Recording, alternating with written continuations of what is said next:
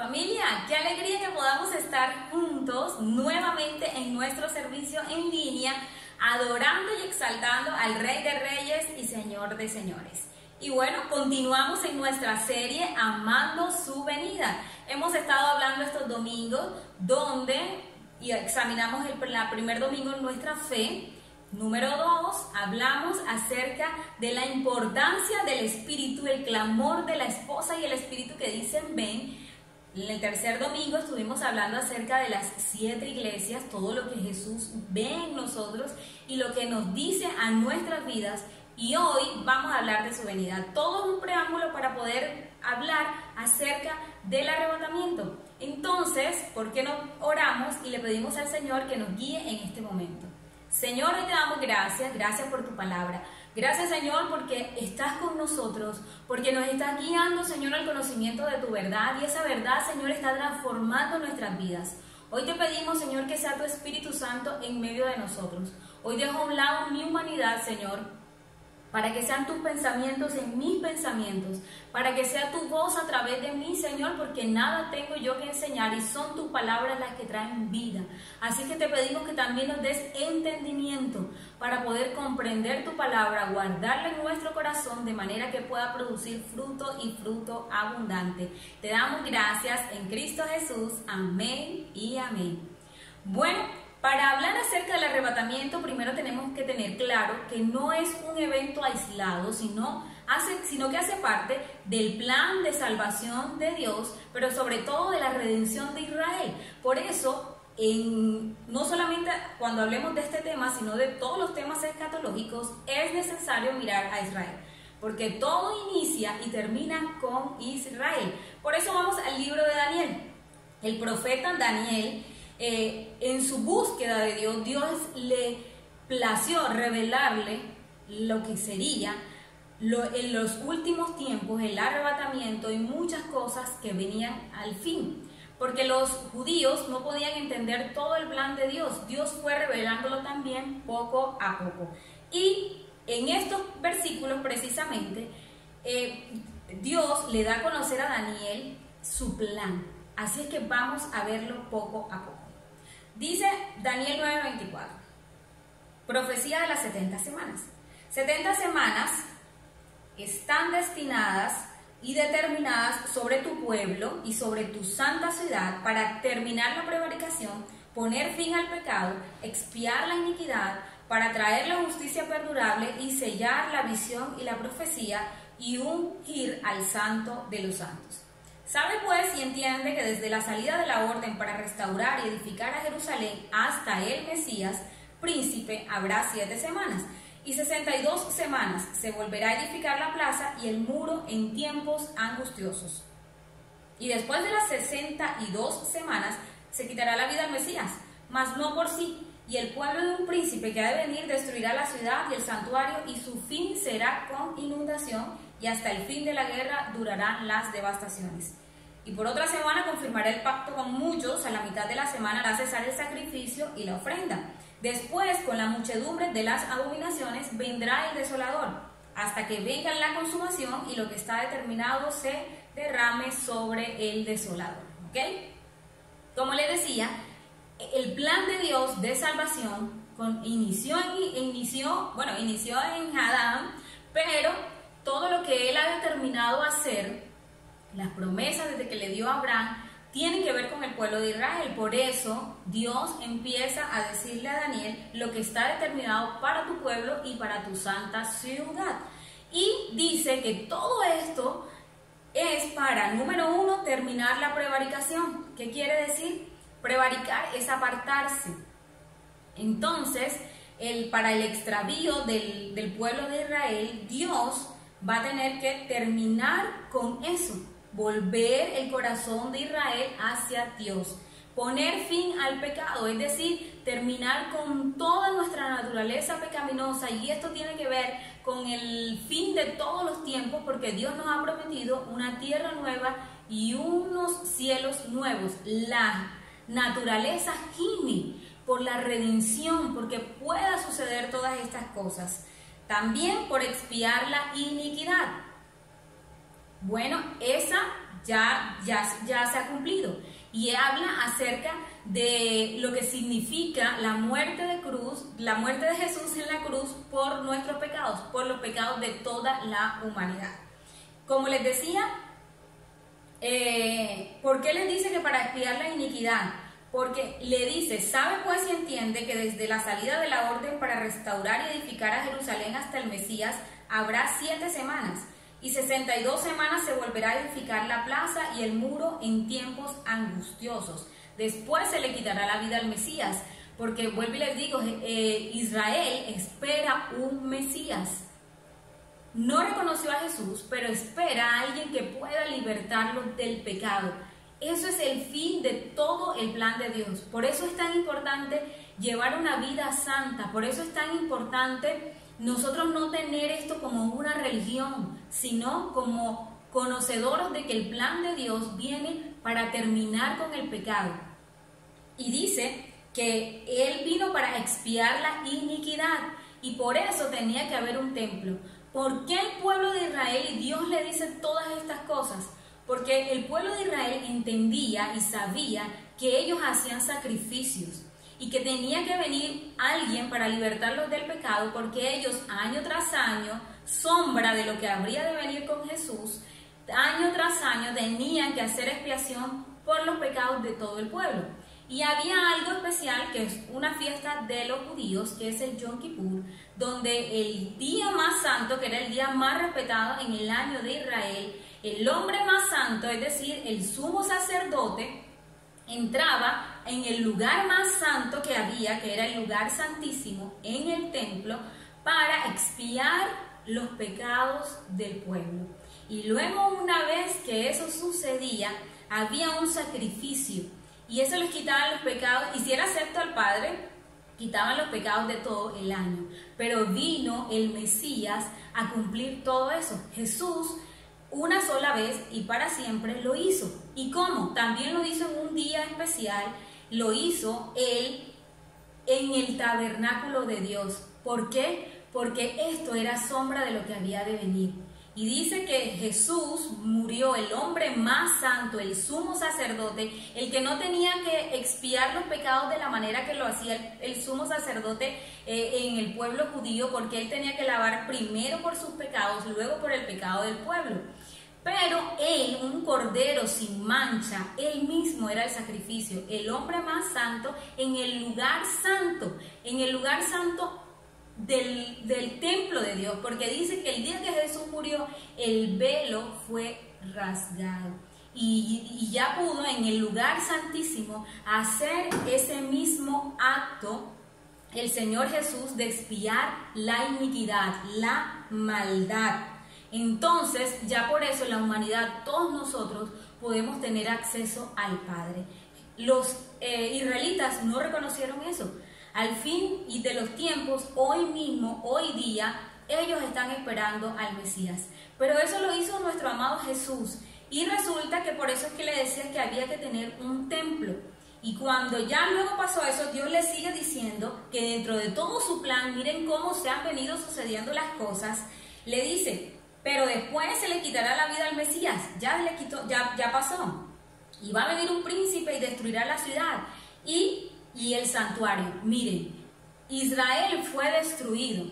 El templo 70 años después de Cristo, cuando ya Dios sabía que no tenía que haber más sacrificios, no había necesidad de un templo terrenal.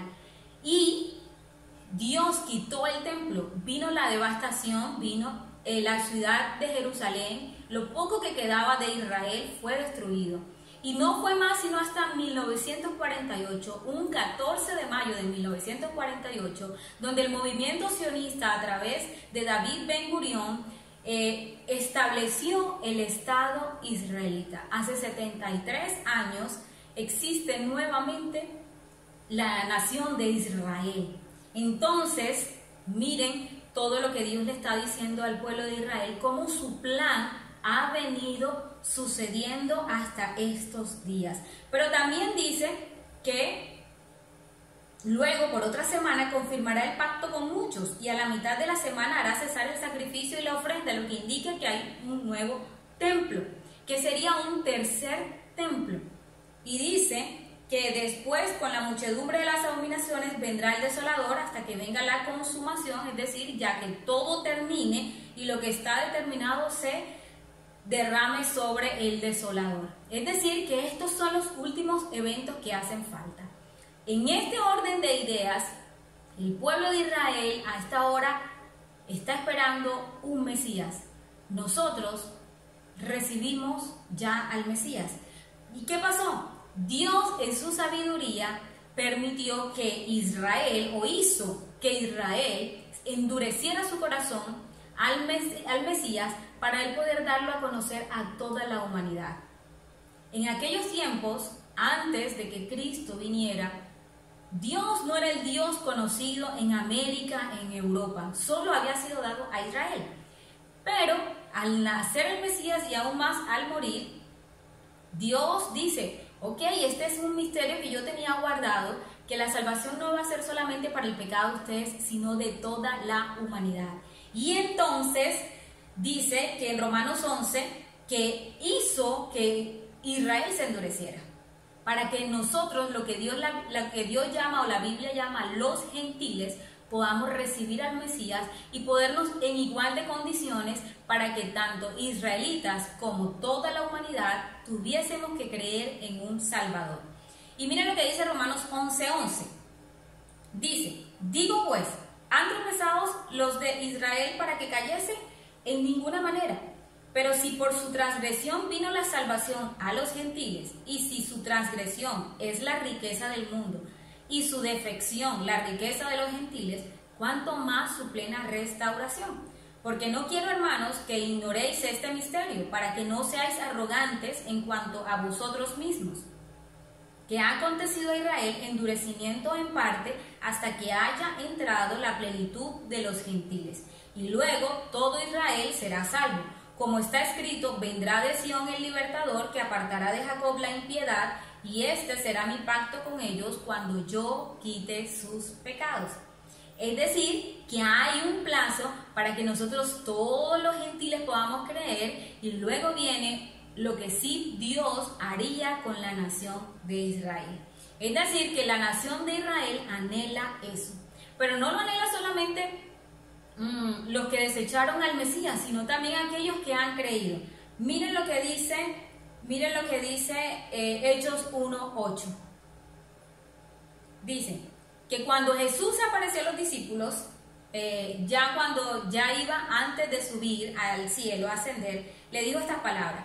Entonces los que se habían reunido le preguntaron, diciendo: Señor, ¿restaurarás el reino a Israel en este tiempo? Eso no se lo preguntaron unos israelitas que lo habían desechado. Esa pregunta se lo hacen sus discípulos. Y Jesús les dice estas palabras: no les toca a ustedes saber los tiempos o las sazones que el Padre puso en su sola potestad, es decir, que solo el Padre conoce. Y habiendo dicho estas cosas, viéndolo ellos, fue alzado y le recibió una nube que le ocultó de sus ojos. Y estando ellos con los ojos puestos en el cielo, entre tanto que él se iba, he aquí se pusieron junto a ellos dos varones con vestiduras blancas, los cuales también les dijeron: varones galileos, ¿por qué estás mirando al cielo? Este mismo Jesús, que ha sido tomado de ustedes al cielo, así vendrá como le habéis visto ir al cielo. Miren que viene en las nubes, y todos lo verán con sus propios ojos, incluso quienes lo traspasaron, y por él harán lamentaciones todos los pueblos de la tierra. Así será. Amén. Es decir, que Israel está esperando una redención de su Mesías. Pero Jesús le dice, o este ángel le dice, que esto tiene que ver también cuando llegue y cuando él vuelva en las nubes, para lo que nosotros llamamos el arrebatamiento. Es decir, que en este arrebatamiento es un evento que Dios diseñó para que todos aquellos que creamos en él, por todo su pueblo, nosotros podamos estar unidos a él. Entonces vamos a ver cuál es el propósito principal de lo que se llama el arrebatamiento. Y vamos a ver a grandes rasgos, porque este es un tema muy extenso. Y no solamente el arrebatamiento, porque junto con él hay una cadena de sucesos que vienen, que marcan el último tiempo, el tiempo del fin, que es necesario hacer un estudio muy profundo. Pero hoy lo que queremos llegar a la conclusión es saber la importancia del arrebatamiento. Un tema que de pronto muchos desconocemos, le tenemos miedo, pero que veamos el porqué de ese arrebatamiento. Muchos conocemos que va a ser de esa forma, que Jesús, como les explicó este ángel a los varones galileos, de la misma forma que subió, así mismo Él volverá en las nubes y volverá por aquellos que hemos creído. Entonces vamos a ver cuál es el objetivo y qué es lo que Dios demanda para nosotros que estamos esperando ese suceso, más que lo que Dios va a hacer al pueblo de Israel. A nosotros, la iglesia, nos corresponde algo, a Israel también. Entonces, uno de los propósitos que Dios tiene para este encuentro de su pueblo con Él en las nubes es ser transformados. Mira lo que dice 1 Corintios 15, 47. El primer hombre es de la tierra terrenal, el segundo hombre, que es del Señor, es del cielo. Cual el terrenal, también los terrenales, y cual el celestial, también los celestiales. Pero esto te digo, hermano, que la carne y la sangre no pueden heredar el reino de Dios, ni la corrupción hereda la incorrupción. Y aquí os digo un misterio: no todos dormiremos, pero todos seremos transformados. Y aquí voy a hacer un paréntesis: no todos dormiremos, pero todos seremos transformados. Esto es lo que sucederá, número uno, en el arrebatamiento. Nuestros cuerpos mortales nos serán quitados y nos darán un cuerpo celestial, donde no hay corrupción. Dice la Biblia que seremos semejantes a los ángeles, es decir, en nuestra condición. Sigue diciendo que en un momento, nos va a relatar cómo va a suceder, en un momento, en un abrir y cerrar de ojos, a la final trompeta, porque se tocará la trompeta, y los muertos serán resucitados incorruptibles, y nosotros seremos transformados, porque es necesario que esto corruptible se vista de incorrupción y esto mortal se vista de inmortalidad. Entonces el apóstol Pablo vuelve a repetir que nosotros todos seremos transformados, pero hace una salvedad, que no todos vamos a morir, pero todos vamos a ser transformados. ¿Qué significa esto? Cuando suene la trompeta, los muertos en Cristo, dice la Biblia, resucitarán primero. Todos aquellos que hayan estado esperando el Mesías desde muchas generaciones serán levantados, y luego nosotros seremos tomados, los que quedaremos, que estemos vivos, seremos tomados con Jesús en las nubes. Entonces miren qué importante es. Este no es un evento por si yo solamente estoy vivo y estoy esperando y diciendo Jesús nunca viene. Siempre me dicen que el Mesías va a venir y el Mesías nunca viene.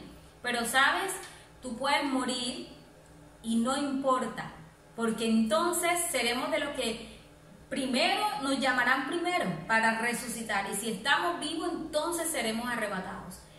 Este suceso Dios lo busca para poder transformarnos, para poder quitarnos este cuerpo mortal que nos separa en este momento para estar en una plenitud con Dios, porque Dios es espíritu y nosotros somos terrenales, somos un cuerpo material hecho del barro, y no podemos heredar el reino de los cielos de esta manera, porque no podemos estar con el Señor a plenitud.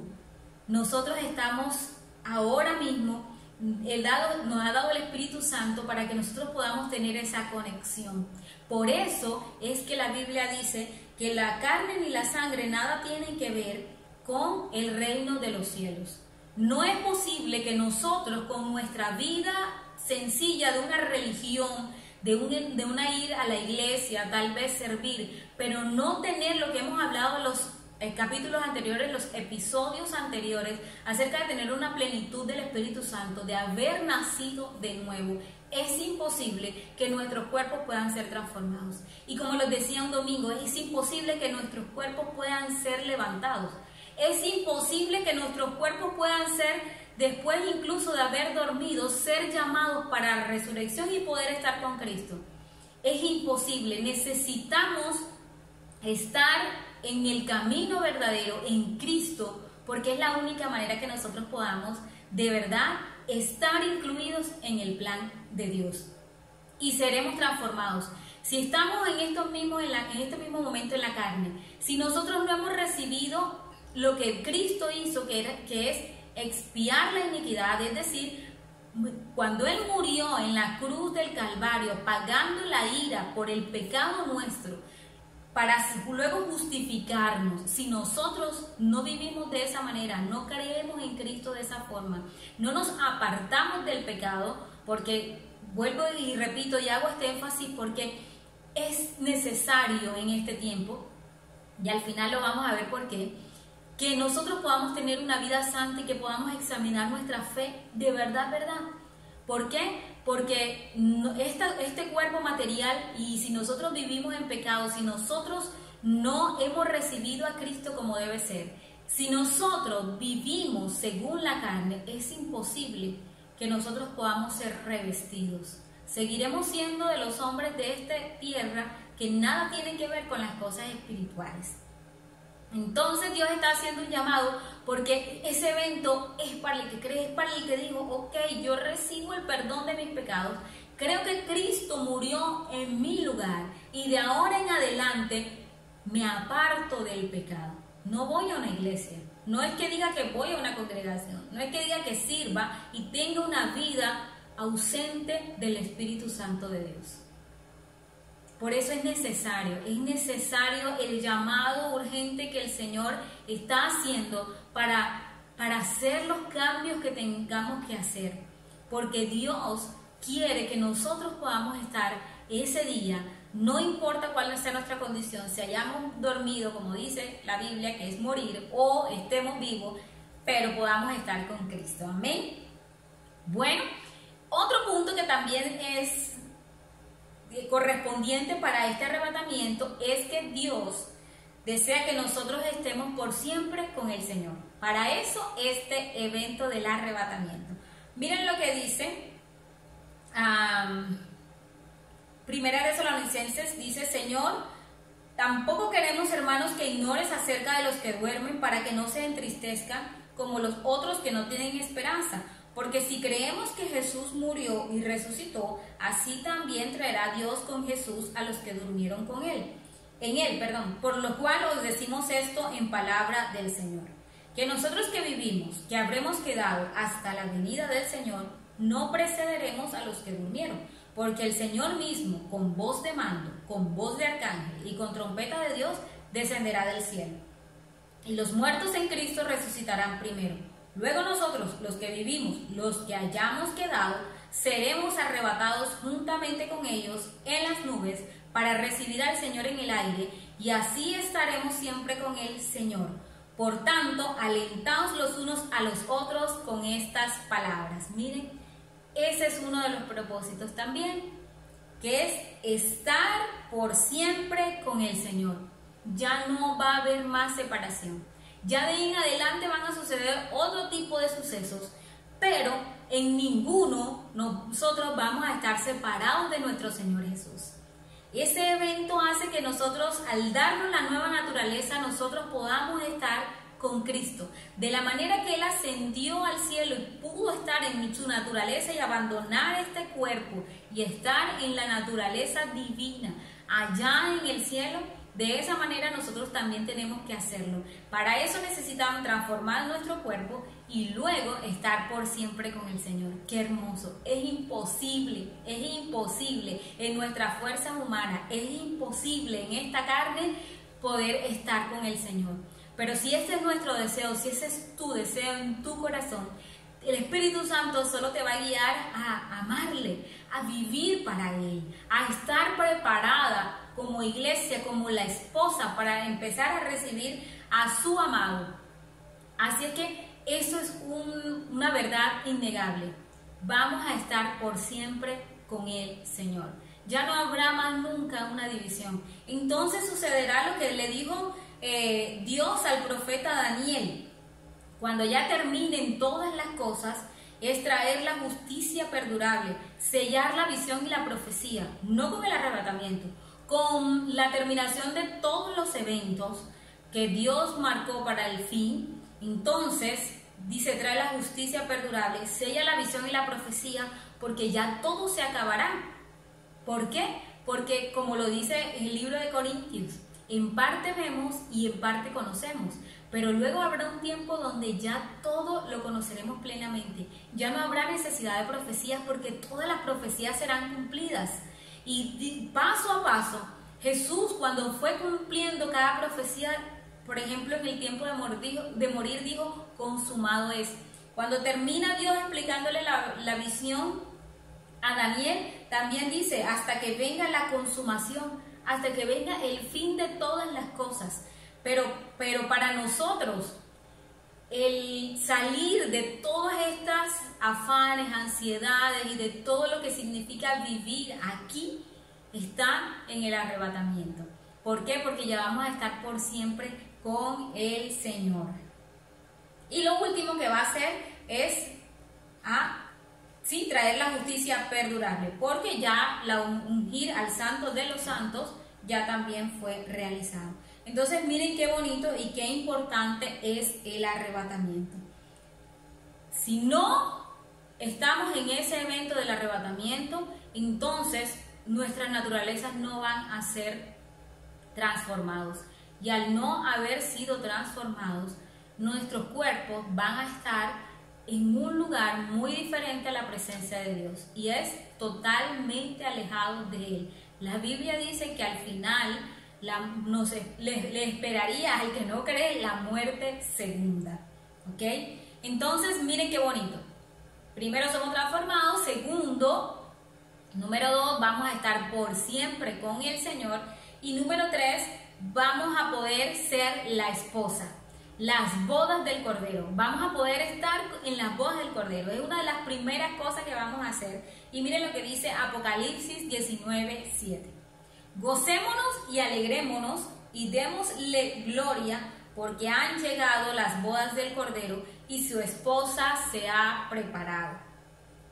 Y a ella se le ha concedido que se vista de lino fino, limpio y resplandeciente, porque el lino fino son las acciones justas de los santos.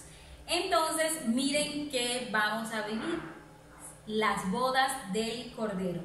Y el apóstol Juan empieza a decir estas palabras que le fueron dadas: gocémonos y alegrémonos y démosle gloria, porque han llegado las bodas del Cordero y su esposa se ha preparado. Eso es prácticamente lo que nosotros hacemos para el arrebatamiento y que podamos estar en esas bodas, prepararse. Esto es el fin de toda la predicación acerca del arrebatamiento, y es estar preparados. ¿Y por qué dice la esposa? Porque vamos a hablar cómo eran las bodas en el tiempo de Israel. Las bodas en la época de Israel, la novia tenía que estar preparada para el novio, porque el novio iba a venir por ella en cualquier momento. No era una fecha especial en la cual el novio iba a venirla. No tenía una fecha marcada como hoy en día, porque no podemos leer la Biblia ni en la manera de nuestra cultura occidental, ni de nuestra manera de ver las cosas, ni mucho menos de nuestra actualidad. La Biblia hay que entenderla en el contexto en el que fue escrita, y mucho más en la cultura en la cual fue escrita, y es acerca de la cultura hebrea. Y en los tiempos de Jesús y aún en la cultura judía, el novio iba a preparar un lugar en la casa del padre, a extenderlo y para llevarse luego a su esposa. Nosotros muchas veces utilizamos novia, y en muy pocas ocasiones la Biblia utiliza el término novia, pero como un término ya más ajustado al griego. Pero en Israel no hablan de esposa. Cuando alguien se compromete, ya es la esposa. Por eso puede hasta darle carta de repudio, pero ya es la esposa. En el caso de José y María, ellos aún no se habían casado, pero ya había un cierto compromiso que no es como el que nosotros vivimos ahora, que podemos ser novios y al final no casarnos. No, el novio iba y le preparaba lugar, pero quien muchas veces buscaba esposa para su hijo era el padre. Y uno lo ve en muchas historias de la Biblia. Y iba luego el novio, preparaba el lugar y no sabía a qué hora iba a venir. Por eso la novia siempre tenía que estar preparada. Por eso la novia tenía que tener sus lámparas encendidas. Por eso la novia tenía que estar lista para el momento en que el novio llegara. Y había como una correría o unos amigos que venían y anunciaban que el novio, que ya venía el esposo, que ya venía. Y entonces ellas podían, si estaban en la noche, podían despertar. Y al despertar tenían que tener sus lámparas encendidas para poder irse con el esposo. Y Mateo 25 nos lo deja muy claro con la parábola de las vírgenes, donde habían 10 vírgenes, 5 insensatas, 5 sensatas, de las cuales vino el esposo a la hora que no se sabe, porque de esa manera vendrá Jesús como ladrón en la noche sin que nadie lo espere. Y en ese momento estaban 5 que tenían su aceite, y esas 5 pudieron entrar. Las otras 5 fueron por aceite porque no estaban preparadas. Y al no estar preparadas, el novio llegó, el novio no las esperó, siguió su plan y se llevó a estas 5 mujeres y se cerró la puerta. Cuando ellas quisieron venir, no pudieron entrar en la boda del Cordero. Por eso también la Biblia describe que el arrebatamiento será como en los días de Noé, cuando no se daban por percatado de que iba a venir un juicio de Dios, y solamente Noé y su familia estuvo ahí. Cuando se cerró la puerta, no hubo salvación para ellos. También lo describe como cuando Lot huía, solamente tenía que salir. Justo cuando Lot salió, vino todo el juicio, porque eso sucederá cuando una vez la iglesia sea arrebatada. Ya vendrán unos sucesos de juicio, la ira de Dios sobre los que no creen. Es decir, que todo aquel que no se vaya en el arrebatamiento, le va a esperar la ira de Dios. Ya no habrá más remedio, como dice la canción, ya no habrá remedio, no habrá salida. Hay unas teorías, porque a raíz de esto también hay varias teorías donde lo hablan acerca de la gran tribulación, porque también la Biblia habla acerca del anticristo, que vendrá un hombre, como lo dice acá en Daniel, que vendrá un hombre que dice muchas características específicas: no hará caso del amor de las mujeres, se apartará de las leyes de sus padres, querrá cambiar los tiempos, un hombre que se va a hacer poderoso y que va a tener poder del mismo Satanás, y va a ser un hombre superior a todos los hombres en conocimiento, va a buscar a resolver los enigmas, va a traer la tranquilidad y la paz mundial. Y este hombre dice que se sentará en el templo, juzgará como Dios, y vendrán todas las abominaciones del pueblo de Israel. Y ellos tendrán que construir un tercer templo. Y ese tercer templo, como estamos en los tiempos finales, miren, hay muchas cosas preparadas en Israel. Hay un arquitecto que está esperando la orden del primer ministro de Israel para construir el templo. Solo le toma 3 años. La Biblia habla de que en la última semana serán de 7 años, y es lo que se llama la gran tribulación. Y esos 7 años está dividido en 2 secciones: 3 años y medio, a los 3 años y medio donde el anticristo se mostrará tal cual como es y engañará a muchos, dice la palabra, y impondrá marcas, que es todo lo que nosotros conocemos como el chip o como lo que pueda hacer, pero nadie va a poder comprar y vender si no tiene marcado. Y todas las situaciones que está pasando hoy en día están llevando a un solo gobierno mundial a resolver los problemas, a alguien que nos pueda ayudar. E indudablemente en ese escenario aparecerá el anticristo. Y a raíz de eso hay varias teorías que señalan que el arrebatamiento puede estar antes de la gran tribulación, en medio de la gran tribulación o luego en un tiempo después de los 3 años y medio, pero antes de la ira, porque la Biblia es muy clara cuando dice que el pueblo de Dios, el que ha creído en Cristo, no va a vivir el tiempo de la ira. Es solo para aquellos que no han creído. Entonces miren qué tan importante es estar preparados. Les contaba, en Israel también hay lugares, hay un lugar especial donde él está preparando, ese hombre, dueño de ese negocio, está preparando los animales para el sacrificio. Y la Biblia dice que tiene que ser sin defecto. Y dice este hombre en un artículo que el Ministerio de Agricultura siempre viene a revisar que los animales estén, como en todas partes, y que estén sellados, que tengan su sello de propiedad y que puedan pertenecer a ellos, mirar las condiciones. Y este hombre, hace algunos años para acá, miren lo que hace.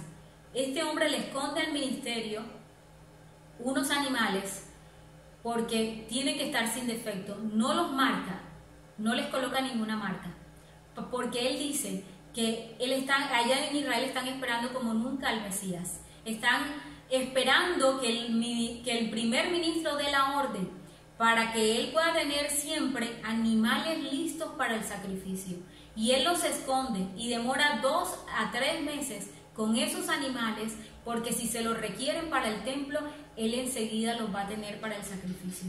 Hay cosas que ya están establecidas, solo esperando una orden. Y Dios va a permitir que ese templo se restablezca para que venga el desolador y para que venga el falso Mesías que espera el pueblo de Israel, y va a hacer nuevamente lo mismo que hizo cuando destruyó el templo 70 años después de la muerte de Cristo con el emperador Tito. Va a destruirlo porque ya no hay necesidad de templo. Y así es Dios muchas veces en nuestras vidas, ¿sabes? Cuando Dios sabe que no hay necesidad de algo en nuestra vida, lo destruye. Nosotros lo volvemos a construir y Dios vuelve a destruirlo porque no es su voluntad. Pero entonces siempre, vuelvo al tema, nosotros tenemos que estar preparados. Nosotros tenemos que estar preparados. ¿Cómo está nuestra vida? ¿Está lista para todo este evento y todo este plan que Dios tiene para con nosotros? ¿O no está lista? Es el momento de prepararnos. Hay una iglesia gloriosa, hay una esposa gloriosa que dice que sus vestiduras son las acciones justas de los santos. Esa es la condición de la esposa en las bodas del Cordero. Pero también habla de una cena del Cordero. Y eso sería bueno que lo tocáramos en un tema especialmente. Entonces, dice Mateo 25, yo se los leo, 25:10, que dice que, pero mientras ellas iban a comprar, está hablando de las cinco vírgenes que no tenían aceite, vino el esposo y las que estaban preparadas entraron con él a las bodas y se cerró la puerta. Después vinieron también las otras vírgenes diciendo, Señor, Señor, ábrenos. Mas él respondiendo dijo, de cierto os digo que no los conozco. Velad pues, porque no sabéis el día ni la hora en que el Hijo del Hombre ha de venir. Por eso la parábola del siervo vigilante, Dios nos dice, estar ahí siempre pendiente porque no sabemos a qué hora viene el amo. Y que no nos encuentre en glotonerías, en borracheras, en cualquier tipo de pecado, porque entonces no vamos a poder estar con Él ni recibirle. Primera de Tesalonicenses 5:2 dice, porque vosotros sabéis perfectamente que el día del Señor vendrá así como ladrón en la noche. Así es que hay que estar preparados. Y Mateo 24:44 también nos lo repite, velad pues, porque no sabéis a qué hora ha de venir vuestro Señor. Lucas 12:40 por último dice, vosotros pues también estad preparados para que a la hora que no penséis, el Hijo del Hombre vendrá. Miren, mucho lo podemos tener por tardanza. Mucho podemos creer que Cristo demora en venir. Pero vuelvo a hacer este énfasis. El arrebatamiento no es solo para los que estemos vivos. Es necesario que cuando nosotros nos toque partir de esta vida, al día que llegue nuestro término, nuestro fin, estemos preparados. Porque si morimos de esa manera, entonces nosotros también resucitaremos primero si hemos muerto. Pero si estamos vivos, entonces también seremos arrebatados. Velad, pues, es algo que es constante. No solamente el apóstol Pablo, el mismo Jesús, en los evangelios de Mateo, de Marcos, de Lucas, nos lo dice: velad, estad preparados, porque no sabemos a qué hora viene el novio, no lo sabemos. Así como estas parábolas nos las dicen claro, no sabemos cuándo nuestra vida va a llegar a fin y podemos confiarnos en que después podamos tomar una decisión de arrepentirnos, y créanme que no lo sabemos. Mucho menos en estos tiempos donde con la pandemia y con las cosas que seguirán viniendo, nuestra vida no va a tener como esa estabilidad que nosotros pensábamos antes, que podíamos llegar a pensar a vivir hasta muchísimos años, pero nuestras vidas están en las manos del Señor. Así que lo que más desea Dios es que nosotros podamos estar de esa manera, preparados. Preparados quiere decir vivir de manera sobria, vivir de manera llena del Espíritu Santo. Ese es el llamado de la iglesia hasta ahora. Por eso es que decían: salgan que viene el novio. Por eso siempre hay una voz de alerta. Y este es el tiempo en que Dios está despertando la iglesia. No importa si estábamos dormidos o si estamos despiertos. Es el momento de decirle a la iglesia: no sé cuándo Cristo venga, porque puede tardar meses, días o años. Pero lo único que sí es cierto es que estamos ya más cerca que antes. Hay muchas cosas que están muy cerca y que ya hemos vivido. Lo leímos en el libro de Daniel, pero también lo leemos en Mateo 24. Por favor, vayamos a Mateo 24. Si bien es cierto que Jesús nos da las señales antes del fin, es muy claro que no se sabe el día ni la hora. Solo está en la potestad del Padre, solo el Padre lo conoce. Por eso, cuando Cristo venga, la que va a venir es en las nubes, no va a pisar tierra. No hay alguien que nos engañe y nos diga: el maestro está en Israel, llegó el Mesías. Cuando escuches que llegó el Mesías en Israel, no es el verdadero, no es el verdadero. Jesús no va a estar en esta tierra. Lo primero que Jesús va a venir es en las nubes. Luego sus santos con él, dice, y luego vendrán otros episodios acerca de juzgar a las naciones, pero en primera instancia Jesús va a venir en unas nubes. ¿Van a estar marcados por una serie de sucesos? Sí, pero esos sucesos van a ir llegando como ahorita vamos a ver que lo que estamos viviendo hoy hace parte del principio de dolores. Pero nadie sabe a ciencia cierta, y por eso hay mucho misterio alrededor de estos temas apocalípticos, porque no sabemos, y solo está en la potestad del Padre, ver qué va a suceder y cómo va a suceder. Nosotros podemos imaginar muchas cosas. De hecho, el arrebatamiento puede decir que, y lo vemos en películas, incluso cristianas, que la ropa quede, que nuestro cuerpo se vaya con todo y ropa. Jesús lo hizo así. Pero nosotros ni siquiera sabemos cómo va a ser cada evento. Solo Dios lo conoce. Dios ha dejado ese tipo de incertidumbre, o más que no, que ha revelado todo el misterio completo, porque Él conoce la condición de nosotros los seres humanos. Y Él desea que nosotros vivamos en esa condición de siempre estar preparados y no confiados. Miren lo que dice Mateo 24, ya para terminar, versículo 3. Y estando él sentado en el monte de los olivos, los discípulos se le acercaron aparte diciendo: dinos cuándo serán estas cosas, y qué señal habrá de tu venida y del fin del siglo. Respondiendo Jesús les dijo: miren, tengan que nadie los engañe, porque vendrán muchos en mi nombre diciendo: yo soy el Cristo, y a muchos engañarán. Y oiréis de guerras y rumores de guerra. Miren que no se turben, porque es necesario que todo esto acontezca, pero aún no es el fin. Porque se levantará nación contra nación, reino contra reino, habrá pestes, hambres, terremotos en diferentes lugares, y todo esto será principio de dolores. Entonces los entregarán a tribulación y los matarán y seréis aborrecidos de todas las gentes por causa de mi nombre. Muchos tropezarán entonces y se entregarán unos a otros y unos a otros se aborrecerán. Y muchos falsos profetas se levantarán y engañarán a muchos. Y por haberse multiplicado la maldad, el amor de muchos se enfriará. Mas el que perseverare hasta el fin, éste será salvo. Y será predicado este evangelio del reino en todo el mundo para testimonio a todas las naciones, y entonces vendrá el fin.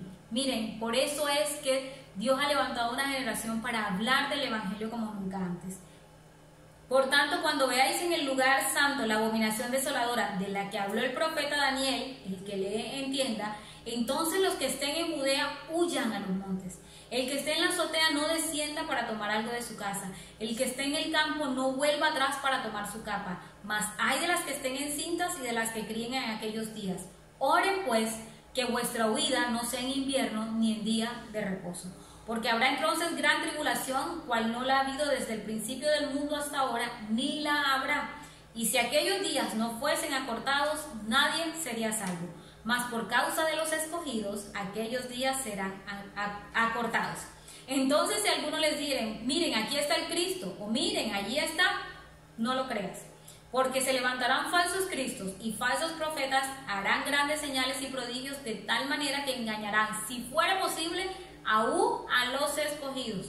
Ya se los he dicho antes, así que si les digan, miren, está el desierto, no salgan.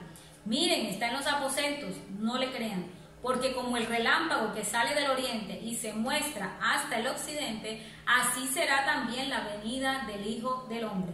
Porque donde quiera que estuviera el cuerpo muerto, allí se juntarán las águilas.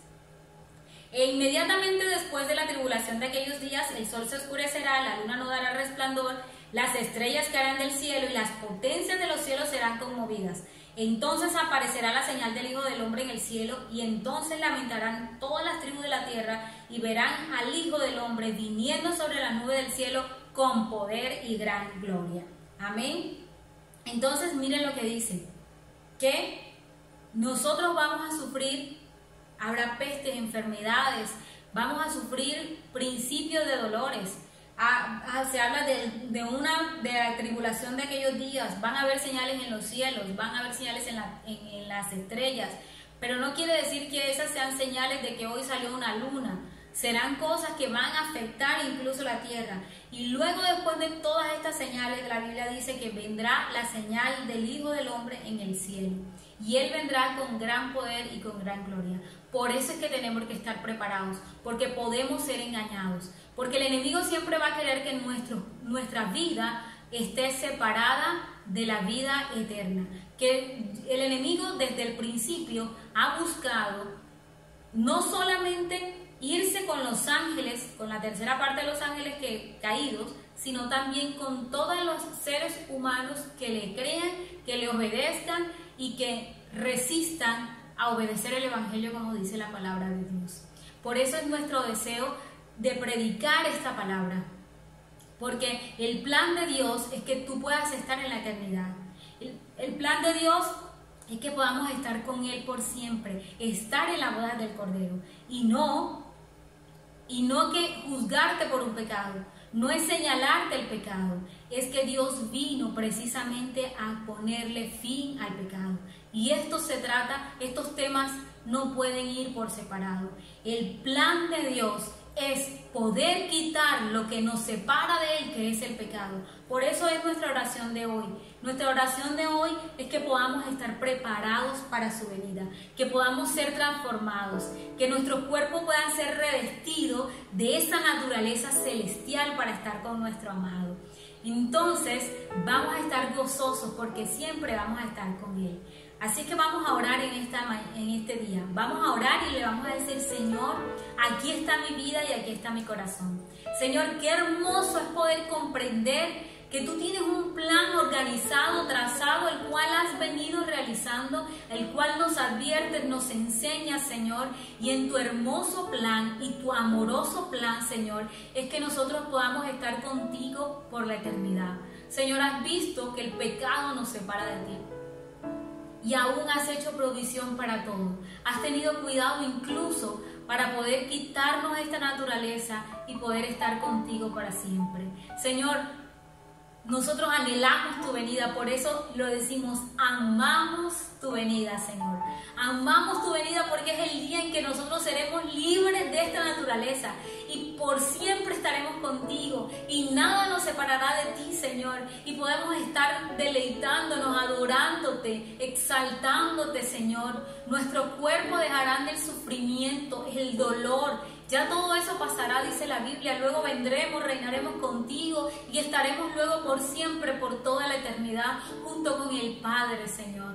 Qué hermoso es, por eso amamos que tú vengas, pero también, Señor, tenemos el clamor de orar, Señor, por la iglesia, por un despertar de la iglesia, porque podamos estar preparados, porque este evento, Señor, no sea como dice tu palabra, que cuando llegue Jesús en las nubes no sea de los que estemos avergonzados, sino todo lo contrario, de que podamos recibir lo que tú tienes para nosotros, de que se vaya todo este pecado, Señor, este cuerpo mortal, y la muerte ya no tenga poder sobre nuestros cuerpos, Señor. Y entonces se hará la pregunta de que aparece en Corintios: ¿dónde está, oh muerte?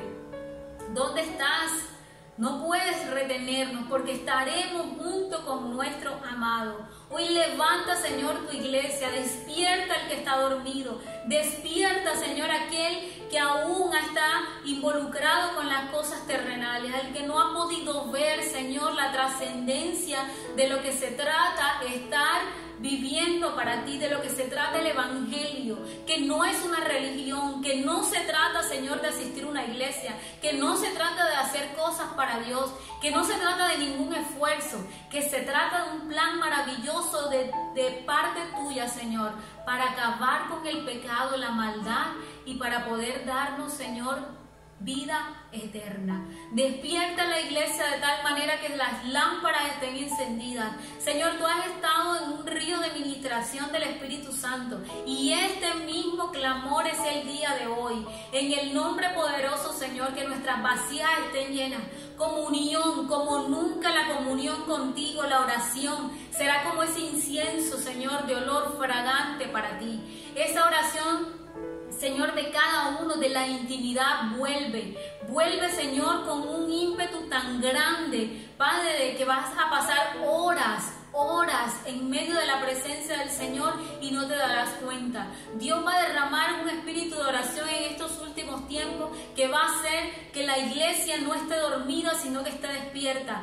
Todo aquello que estaba impidiendo la oración, la intimidad, todo lo que el enemigo había hecho, la distracción, se va en el nombre poderoso de Jesús. Todo aquello que estabas en la presencia de Dios y no se te viene sino todos los pensamientos negativos, todas las cosas que no debe ser, lo reprendo en el nombre poderoso de Jesús. Padre, la oración como nunca, velando en todo tiempo, Señor, preparada. Tu novia se prepara, tu novia está aquí, Señor, diciendo: ven, Señor Jesús, no hay temor en mí, porque el temor indica que no estoy preparada, que no estoy lista, pero tu iglesia quiere estar preparada, tu iglesia quiere estar en esas bodas del Cordero, tu iglesia, tu esposa, Señor, hoy te dice: ven, Señor Jesús, despiértanos de tal manera que nosotros podamos estar llenos de ti, Señor, que podamos salir a recibirte, que las puertas se abran, que el amado nos reciba, y que cuando se cierren las puertas, Señor, muy pocos puedan ser, que podamos estar, Señor, apercibidos. Mira, Señor, a todas esas personas que aún hoy no te conocen.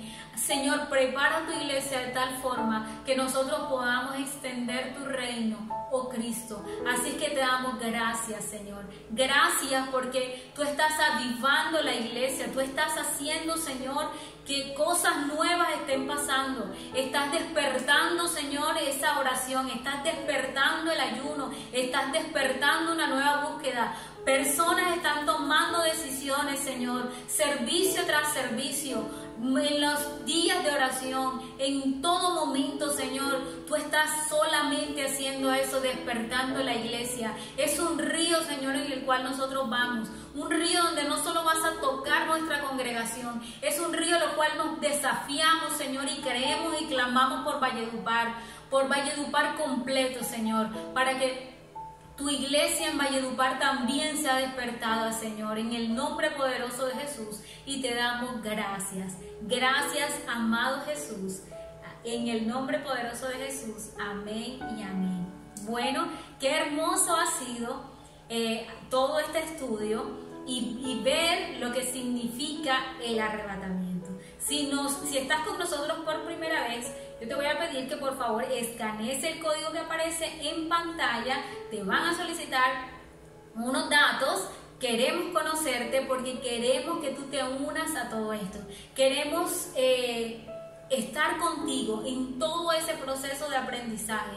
Si has decidido creer en Cristo, háznoslo saber. Háznoslo saber porque estamos aquí para eso, para que el fuego del Espíritu, poder todos estar encendidos y todos estar preparados y, como dice la palabra, alentándonos los unos a los otros.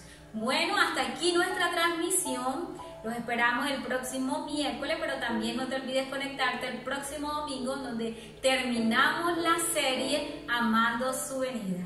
Dios nos bendiga.